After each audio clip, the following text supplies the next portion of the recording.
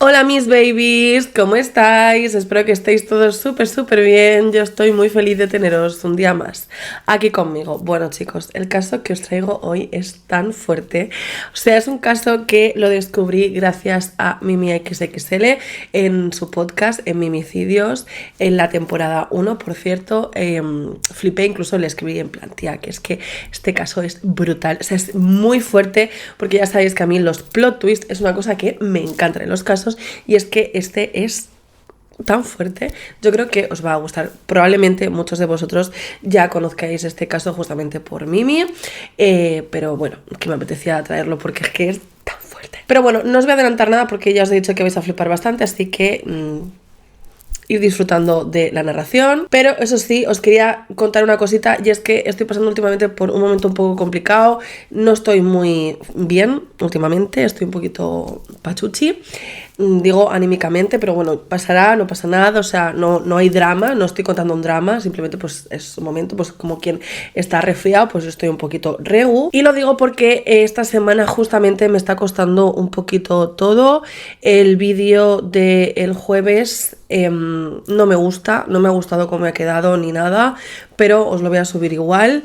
Nada, igual soy yo la que estoy juzgando, pero no me gusta, yo creo que no. Entonces, bueno, simplemente deciros que eso, que ya iré mejorando y simplemente pues que necesito un poquito de tiempo. Yo voy a seguir trabajando como siempre, pero igual pues no está todo como súper on point. También es verdad que os quiero traer casos que sucedan en España, pero necesito también un poquito más de tiempo pues para meterme de lleno en la investigación, porque normalmente suelen ser un poquito más complicados. Igualmente, esta semana seguramente tendréis un vídeo extra, porque la semana pasada me fue completamente imposible, ya que me tuve que marchar a Madrid en plan rápido y no pude acabar todo el trabajo que tenía. Así que nada, simplemente deciros eso, de verdad, no es ningún drama, no pasa nada, no es para que me digáis, oh Martita, no, simplemente es para que lo sepáis. Y también porque si alguno de vosotros pues está pasando por una temporada un poquito regulinchis, pues que ya está, que ahí a veces que se está así un poquito más bajona que otras veces, pero no pasa nada, pues para eso vivimos en el siglo XXI, que tenemos médicos y todas esas cosas, ¿no? Pues ya está. Esto en el siglo III habría acabado muy mal. Eso, que no me enrollo más y comenzamos.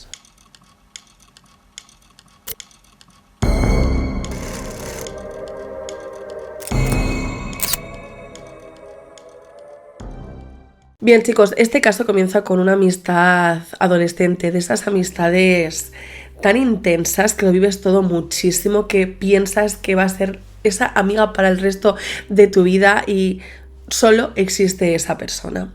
También, para poneros en contexto, estamos en los años 50. De la primera persona que vamos a hablar es de Juliet Hulme. Juliet procedía de una familia con alto nivel adquisitivo y era la mayor del prestigioso médico inglés Henry Hulme. Y su madre, Hilda Hulme, era una prestigiosa consejera matrimonial. Ella nació el 28 de octubre de 1938 en Blackheath, Londres, en el Reino Unido. Desde pequeña fue diagnosticada con problemas respiratorios y, como procedía de una familia rica, la iban enviando a diferentes sitios, como por ejemplo el Caribe o Sudáfrica, a casas de acogida, muy probablemente de gente que estaba trabajando para esta propia familia, con la esperanza de que este ambiente cálido pues le fuera mejor a la chiquilla. Aunque realmente lo que estaba pasando es que la familia de Juliet no le hacía ni puñetero caso, esa es una realidad. ¿Podemos hablar de esto de aquí? O sea, es que no puedo más ya. Cuando Juliet tan solo tenía 13 años, su padre fue nombrado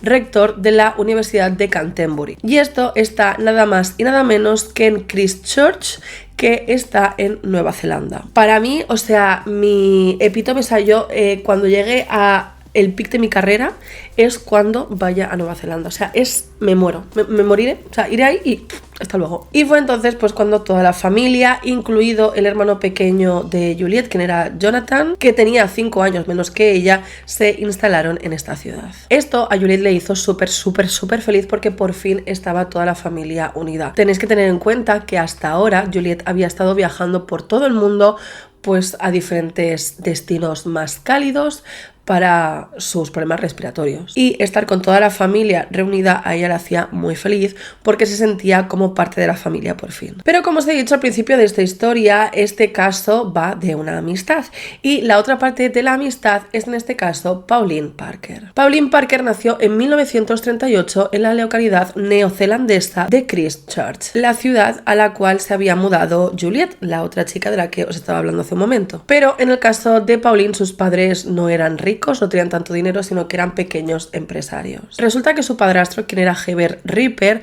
tenía o dirigía una pescadería. Su madre, Honora Parker, como había perdido a su marido, o sea, el padre de Pauline, tenía una pensión. Y resulta que Pauline sería la segunda de 4 hermanas. La primera hermana era bastante normal, se portaba muy bien y todo eso. Pauline era muy movida y hacía lo que le daba la gana y pues siempre estaba como peleando con su madre. La tercera se cree, por lo que se ha investigado este caso, que tenía síndrome de Down, y la cuarta nació con una afección cardíaca, nació completamente azul y perdió la vida cuando tenía apenas unos meses. O sea que en esta familia había unas cuantas enfermedades porque además Pauline, la niña de la que estamos hablando, tenía también osteomielitis, que es una afección de los huesos. Total, la cosa es que Juliet y Pauline fueron al mismo instituto. Como os digo, se conocieron en el instituto las dos con su uniforme y resulta que Pauline era un año mayor que Juliet y yo creo que de alguna forma se juntaron muchísimo por las enfermedades que tenía cada una de ellas. En el caso de Pauline, tenía la enfermedad que os acabo de decir de los huesos, que le impedía poder hacer cualquier deporte. Cuando todos los niños y niñas estaban practicando algún tipo de deporte, ella pues se tenía que quedar sentada y era como muy aburrido, para ella se sentía desplazada. Pero Juliet le acompañaba muchas veces porque también tenía una afección muy grave pulmonar. Poco a poco las niñas se fueron dando cuenta que tenían muchas cosas en común, como por ejemplo la lectura. Juntas leían Agatha Christie y Arthur Conan Doyle. Además de esto, creaban sus propias historias, escribiendo un mundo de fantasía, donde los personajes famosos de la sociedad vivían en el mundo que ellas habían creado. A este mundo de fantasía que ellas mismas habían creado, le pusieron las dos el nombre de El Cuarto Mundo. Sus compañeras de instituto se las quedaban mirando porque igual estaban sentadas durante horas y simplemente estaban escribiendo la una al lado de la otra, se enseñaban lo que habían escrito y se echaban a reír. Y es que además en este mundo ficticio ellas no eran Pauline ni Juliet, sino que eran Gina y Débora. Juliet y Pauline se hicieron muy amigas, de esas amistades que, como os decía al principio, vives cuando eres adolescente, que sientes que se te va la vida cuando no ves a tu amiga. Además, los padres de las niñas se conocieron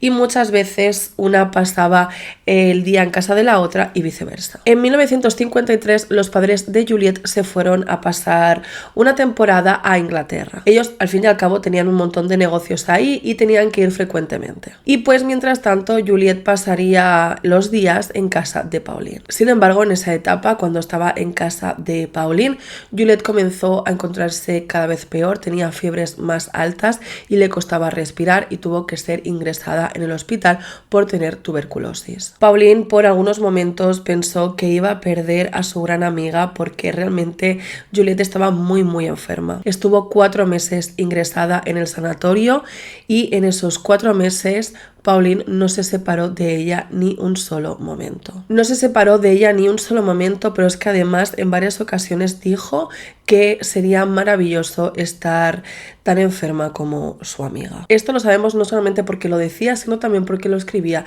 en su diario que sería muy importante más adelante. De toda esta amistad tan fuerte sería testigo la madre de Pauline, Honora, quien era la que se encargaba de llevar a su hija al sanatorio para que pudiera estar todas las tardes con su amiga Juliet. Sin embargo, Honora, la madre de Pauline, poco a poco fue viendo que esta amistad era un poco rara, o sea, como que le daba la sensación que era un poco más que una amistad. Y claro, esto yo creo que a día de hoy sería maravilloso, pues ha surgido el amor, viva, todo el mundo contento. Sin embargo, estamos en los años 50 y, como te puedes imaginar, eso estaba fatal visto. Y esto a Honora pues no le hacía mucha gracia, pero era una realidad. Había surgido el amor, los sentimientos de amistad se habían transformado y juntas todas las tardes, cuando Pauline iba a visitar a su amiga, pues soñaban con ir a Nueva York, ir a mostrar todos esos escritos que habían hecho juntas, y también soñaban con que Pauline fuera una estrella de Hollywood. La cosa es que van pasando los meses, Juliette poco a poco se va encontrando cada vez mejor y los padres de ella regresan de Gran Bretaña a Nueva Zelanda, que como os podéis dar cuenta, los padres de Juliette tampoco es que se preocupe mucho por ello. O sea, la chiquilla ha estado 4 meses ingresada por tuberculosis y los padres no han regresado. O sea, han regresado cuando ya estaba un poquito mejor. Bueno, la cosa es que cuando los padres de Juliette regresan, Honora quiere hablar justamente con ellos, ¿no? Con Hilda y con el marido. Y Honora les dice, muy preocupados a los padres de Juliette, que piensa que sus hijas, o sea, Pauline y Juliette, tienen algo y que esto pues no puede ser. Y aquí la verdad es que hay varias lecturas, o sea, en algunas fuentes se dice que sobre todo los padres de Juliette no le dieron demasiada importancia.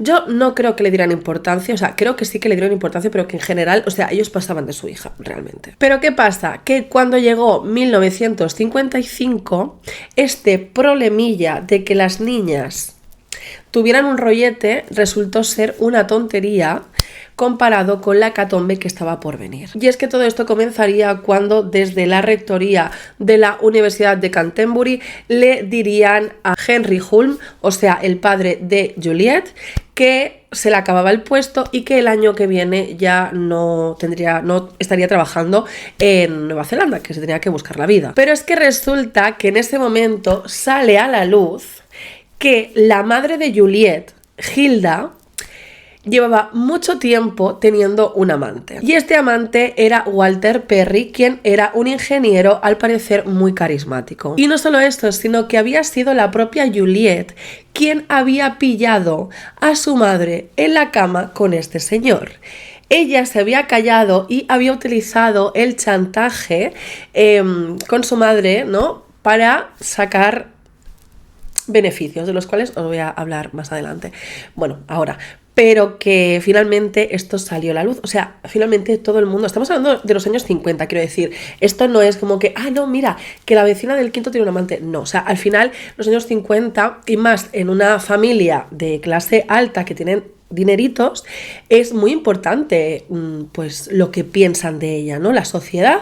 Y que Hilda, esta mujer, tuviese este amante, porque no solamente es que tuviera este amante, es que además, cuando Henry, el padre, se entera de esto, confronta a su mujer Hilda le dice, pues que sepas, cariño, que es que no voy a dejar a mi amante, sino que te dejo a ti. O sea, Total, Henry Hulme, sintiéndose completamente humillado por lo que había pasado con su mujer, que ya no solamente es que le había puesto los cuernos, sino que se quería quedar con el hombre con su amante, básicamente, que se iba a convertir en su futuro marido, ahora os contaré. Resulta que se quiere marchar de Nueva Zelanda y prepara su partida, en este caso, a Inglaterra. O sea, resulta que, como os había contado hace un momento, desde el trabajo de este señor, quien trabajaba en la rectoría de la Universidad de Canterbury, ellos le habían dicho a Henry que se tenía que marchar como el año siguiente de ese puesto de trabajo, pero él anunció que se marchaba en este preciso momento a Inglaterra porque no soportaba más esta situación. Y además, los padres de Juliette, o sea, este señor, Henry, y su madre, Hilda, determinaron que su hija Juliette regresaría a Sudáfrica, con la excusa de que la temperatura que hacía en Sudáfrica le iba muy muy bien a los problemas respiratorios que tenía Juliette, pero realmente lo que estaba sucediendo es que los padres de Juliette estaban evitando tener que gestionar esto de que además las dos amigas eran más que amigas. Claro, tú imagínate en el momento en el que Juliette está en casa y es consciente de que su madre efectivamente le ha puesto los cuernos a su padre se quiere ir en este caso de Nueva Zelanda, quiere regresar a Inglaterra, que todo su mundo se desmorona y sobre todo que la van a separar de su amiga Pauline. O sea, ya no van a estar más tiempo juntas y esto le destroza. O sea, es como...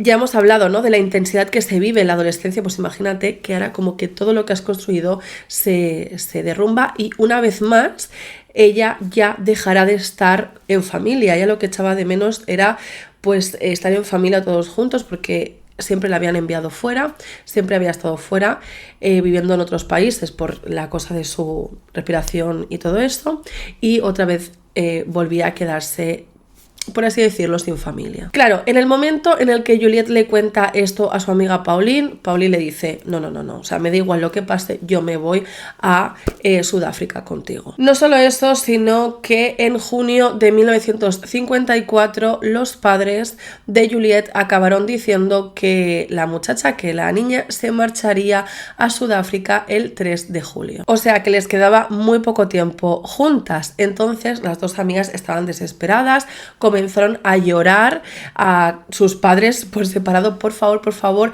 déjanos ir las dos juntas a Sudáfrica, por favor.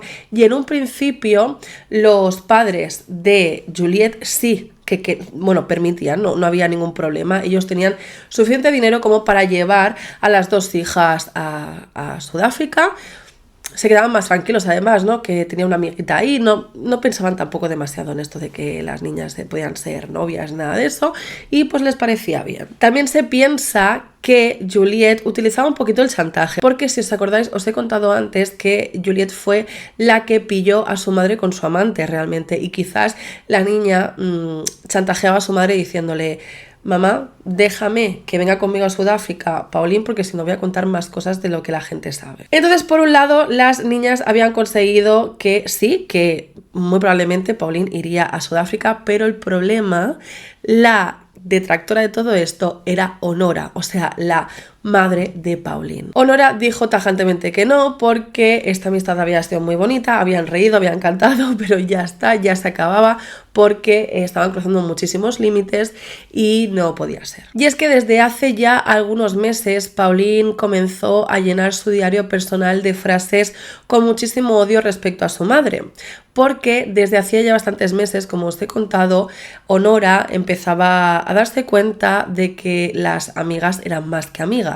Concretamente, el 28 de abril de 1954, Pauline escribía en su diario: la rabia contra mi madre hierve dentro mío. Es ella el mayor obstáculo de mi camino. Haciendo referencia a que ya desde hace bastantes meses Honora ponía límites a la relación que había entre las dos muchachas. Sin embargo, las amigas volverían a intentarlo una vez más, querían volver a intentar convencer a Honora de viajar las dos juntas a Sudáfrica. Honora, Juliet y Pauline salieron a dar un paseo, un agradable paseo por el campo. Realmente irían al Victoria Park de la ciudad de Christchurch, que es justamente donde vivían, que era un sitio que era pues así como un parque para dar un paseo, donde además había puestecitos para comer, pero o sea, te puedes imaginar con el prisma de los años 50, ¿no? La cosa es que iban a dar un agradable paseo, las tres, o sea, todo bien. Además estaba Honora para estar vigilando que las niñas no hicieran cualquier tontería, según ella, claro. A eso de las 2:30 del mediodía, las tres pararon a un puestecito a tomar algo, realmente a tomar un té. Era un puestecito de un matrimonio que, aparte de ponerles té, les puso unas pastas, y después continuaron un poquito más el camino hasta que Honora dijo que ya era suficiente porque habían caminado bastante. Y esto realmente era porque estaban pasando por un sendero un tanto solitario, ya que habían estado guiando este camino las niñas, y en ese momento, pues como os digo, Honora dijo que hasta aquí estaban pasando justamente por Port Hills, hasta que en un preciso momento, cuando ya habían decidido dar la vuelta para volver a casa, resulta que Juliet le dijo a Honora que se fijara en el suelo porque había una piedra muy bonita. La cosa es que Honora se agacha para coger esa piedra que al parecer era muy bonita y se cae de una forma tremenda, haciéndose muchísimo daño en la cabeza. Pauline y Juliet, las dos niñas muy asustadas, sin saber qué hacer, decidieron volver otra vez vez al sitio donde habían tomado té para pedir ayuda porque su madre, en este caso Honora, pesaba demasiado como para intentar ayudarla a que se pusiera en pie. Así que, como os digo, regresaron corriendo al puesto este donde fueron a tomar té con pastas, que este puestecito era de un matrimonio quien eran Kenneth y Agnes Ritchie. Estas dos niñas llegaron a este puestecito llenas de sangre completamente, gritando muchísimo, y dijeron: por favor, ayuda, mi madre se ha caído y se ha golpeado la cabeza con una roca y está cubierta de sangre, creo que está sin vida, queríamos hacerla traer aquí pero pesa demasiado. Evidentemente, viendo la situación, viendo a dos niñas completamente llenas de sangre y que estaban evidentemente asustadas,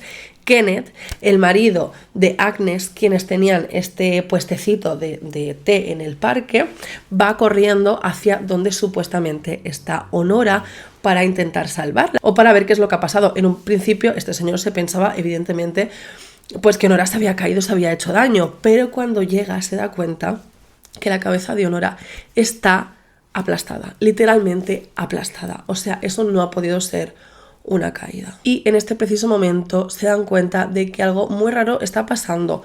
Por el lado de Kenneth, el hombre que va a ver cómo está Honora, él se da cuenta que ya, pues, aparte de la cabeza aplastada, no tiene vida, o sea, es imposible que tenga vida.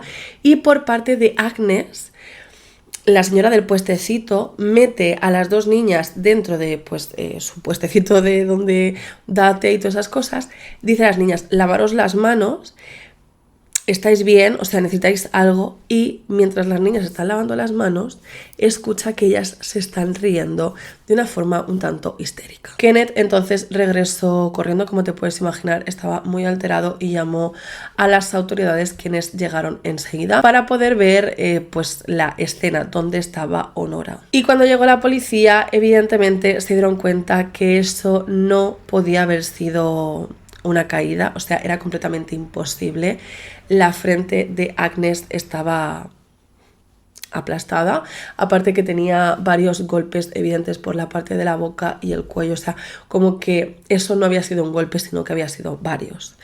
Y es que resulta que a tan solo 3-4 metros se encontró una media, o sea, un panty de mujer con medio ladrillo en su interior.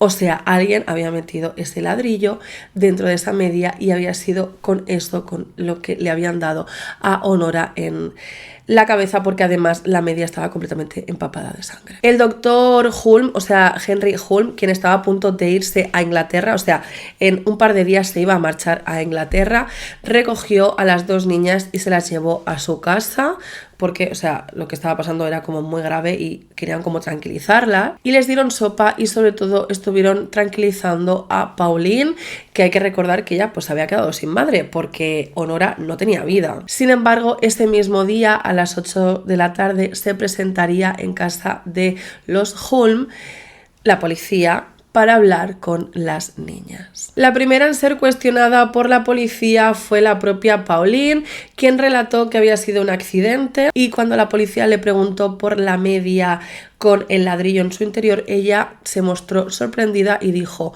nosotras no le sacamos las medias a mamá. Sí es verdad que tenía una vieja media en mi cartera que usé para limpiar la sangre. O sea, básicamente se hizo la...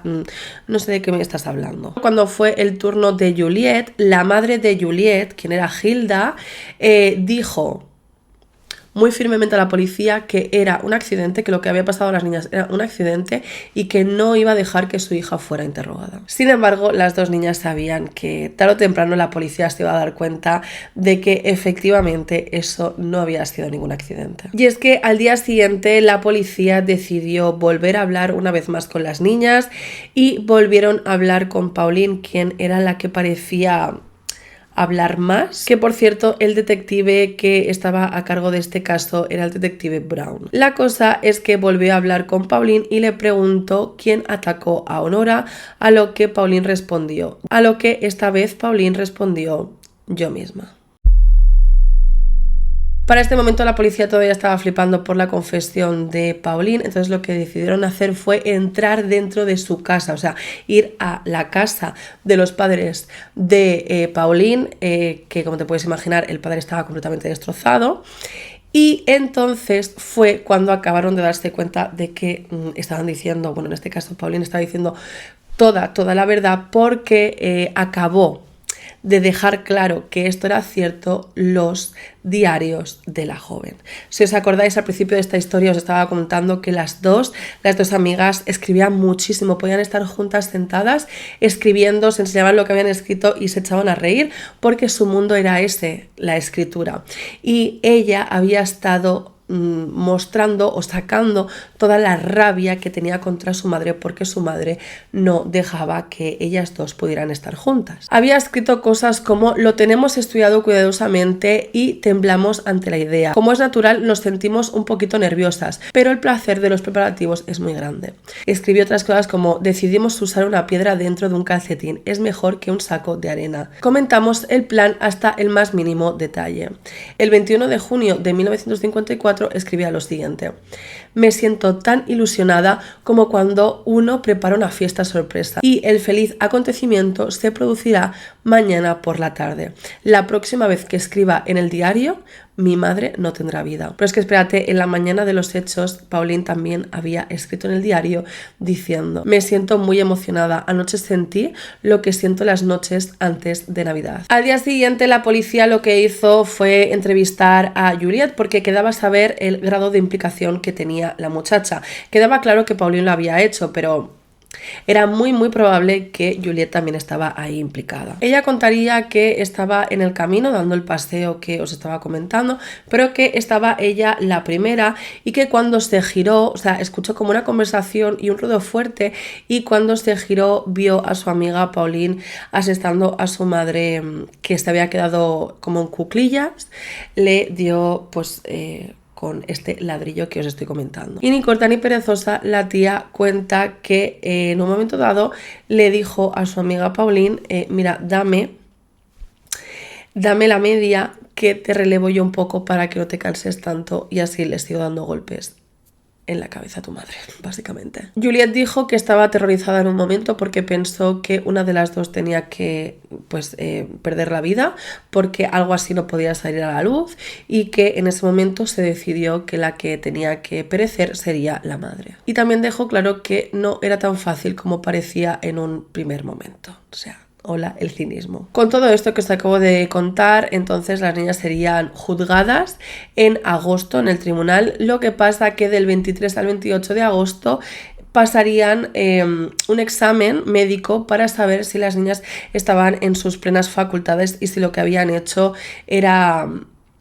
bueno, básicamente pues que no estaban cucú o sí. Y durante esta evaluación el psiquiatra Reginald Medlicott había entrevistado a las dos acusadas, sostuvo que las dos sufrieron un trastorno psicótico compartido, que también se conocía como locura de dos. Este psiquiatra dijo que, bueno, pues que ellos pasaban mucho tiempo juntas, que las niñas pasaban mucho tiempo juntas, y que, como os digo, que era evidente que ellas tenían pues una relación, pero también dijo que las niñas creían que tenían telepatía, que eso también era una razón para que la gente se diera cuenta que las niñas no estaban muy bien de la cabeza. Y también que en el diario de cada una de ellas se podía mostrar pensamientos de quitarse de en medio. Con todo esto, tanto Pauline como Juliette fueron encontradas culpables el 29 de agosto de 1954, y había un dilema con qué iba a pasar con ellas, porque resulta que eran demasiado jóvenes, tenían tan solo 16 años. Y realmente para lo que habían hecho, la condena pertinente era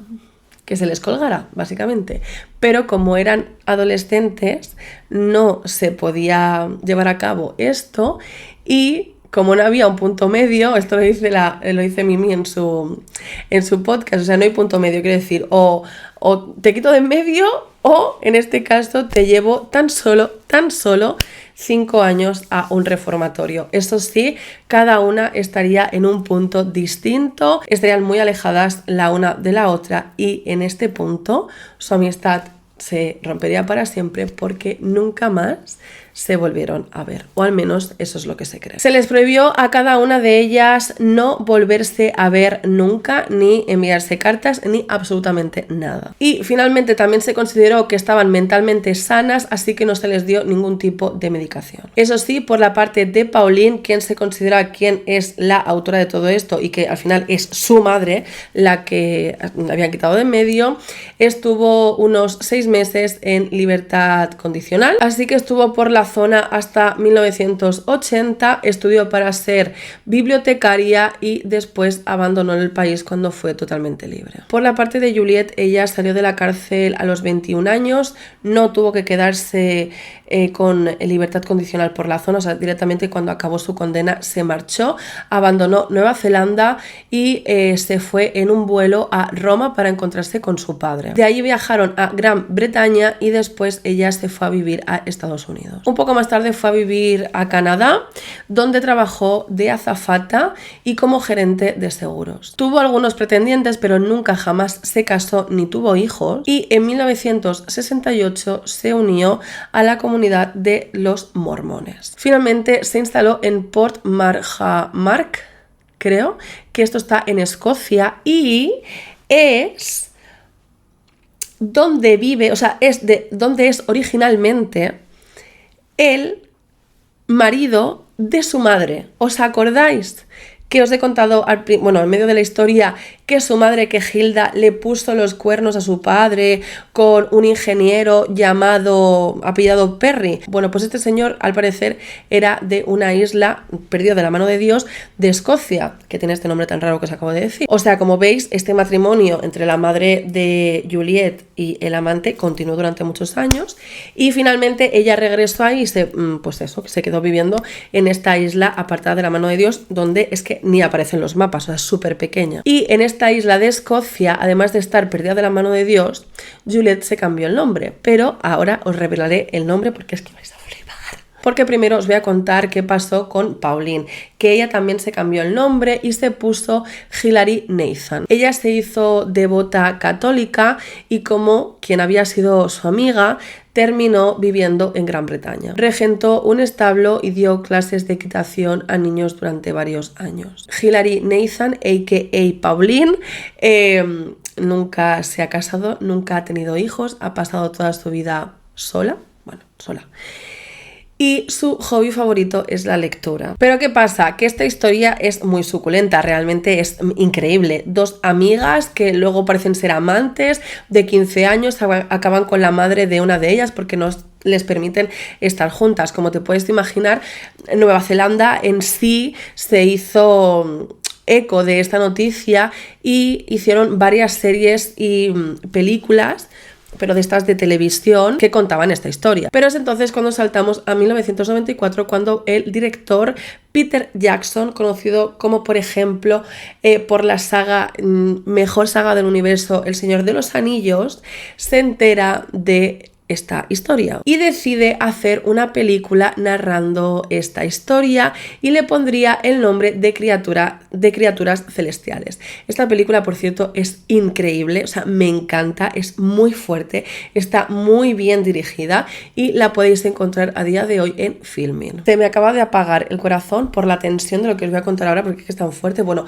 que a Juliette la interpretó Kate Winslet, es que nunca sé cómo se pronuncia ese apellido, quien es Rose de Titanic, básicamente. ¿Qué pasa? Que esta película que os estoy diciendo de Criaturas Celestiales sale a la luz.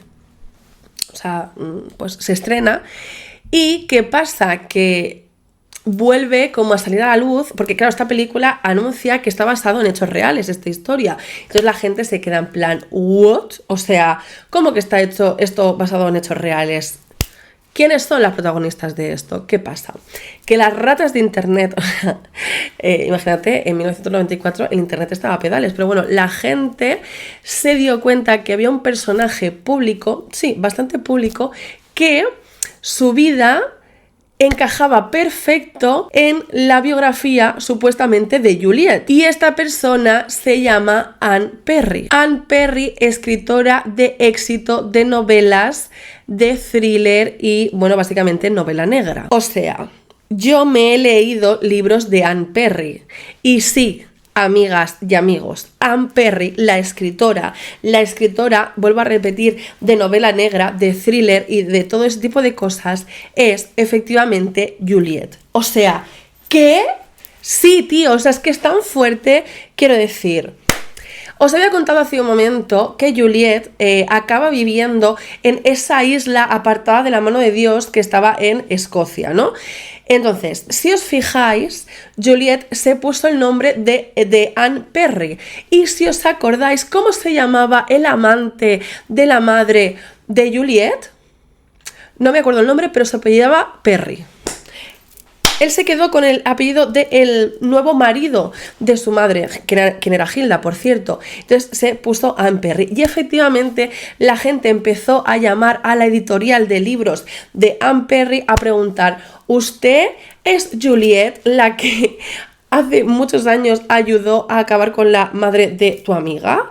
Y pues ella tuvo que acabar confesando que sí, que era ella. Déjame en los comentarios si te has leído algún libro de Anne Perry. Es que además Anne Perry ha ganado un montón de premios, o sea, los tengo aquí apuntados. El premio Agatha en 1990, premio Edward al mejor relato en el año 2000, mejor relato corto también de Agatha en 2002, premio RT Reviews Choice en 2004, premio de honor Aragón Negro en 2015 y pues un montón de premios más. Ella, por cierto, Anne Perry, se quejó de que pues cuando se enteraron de lo que ella había hecho, o sea, se acabaron enterando evidentemente de quién era, qué es lo que hizo en su pasado, pues mucha gente como que le recordaba, ¿no? No le paraba de recordar qué es lo que había hecho, y se quejó en algún momento de que esto de alguna manera hacía que la gente no quisiera comprar todos sus libros, aunque mucha gente piensa que esto es todo lo contrario, que esto ha hecho que sus libros se vendan todavía más, aunque yo he de decir que ella escribe bastante bien lo que es novela negra como victoriana, ¿sabes? O sea, como no es moderna. A mí me gusta un poquito más la novela negra actual. Así que nada, chicos, este es el caso de Criaturas Celestiales, este es el caso de Juliet y de Pauline, o sea, me parece tan fuerte. Y porque ya lo conocía, pero en el momento en el que yo escuché el podcast de Mimi, estaba diciendo, ¿qué? En fin, espero que os haya gustado, decidme si lo conocíais o no, decidme por favor, quiero leer en los comentarios si habéis leído en alguna ocasión algún libro de Anne Perry. Decidme si creéis que en este caso se puede olvidar que al final, o sea, como hemos hablado en el caso de Cyril Jacket, ¿no? Que él fue a un programa de televisión y la gente le dijo, no, tú en este programa no puedes salir por lo que hiciste en tu pasado. ¿Crees en este caso que Anne Perry no debería de trabajar de algo público? ¿O, sin embargo, crees que ella haya pagado por lo que ha hecho? Que no sé, déjame en los comentarios tu reflexión acerca de todo esto. Así que nada, chicos, espero que os haya gustado, ya me entendéis, este caso. Perdóname que se ha apagado el corazón, en fin. Por mi parte, nos vemos en el próximo vídeo y ya sabéis que os como vuestra cara.